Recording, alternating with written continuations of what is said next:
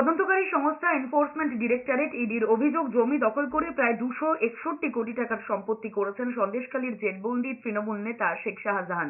দুর্নীতির মাধ্যমে এই সম্পত্তি করা হয়েছে বলে ইডির দাবি। আদালতে শুনানির পরে সোমবার ইডির আইনজীবী বলেছেন, তদন্তের 56 দিনের মাথায় চার্জশিটে অভিযুক্ত 4 জনের বিরুদ্ধে জমি দখল এবং তোলাবাজির মাধ্যমে সম্পত্তি করার অভিযোগ রয়েছে।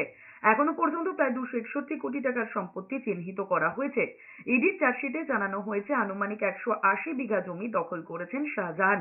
তবে সেই পরিমাণ আরো বাড়তে পারে। 113 পাতার চার্জশিটে অভিযুক্ত হিসাব রয়েছে শাহজাহানের ভাই আলমগীরের নাম। এছাড়াও দিদার বক্স মোল্লা, শিবপ্রসাদ হাজরার নাম রয়েছে অভিযুক্ত হিসেবে।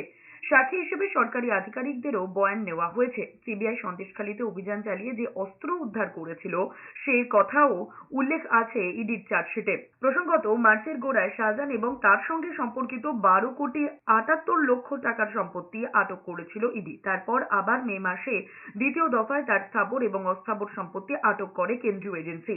এরপর 17 মে ইডির তরফে জানানো হয় শাহজাহানের 17টি ব্যাংক অ্যাকাউন্ট থেকে 3,78,00,000 টাকা আটক করা হয়েছে। তার পাশাপাশি 55টি স্থাবর সম্পত্তি, যার বাজার মূল্য 10,50,00,000 টাকা, তাও আটক করা হয়েছে।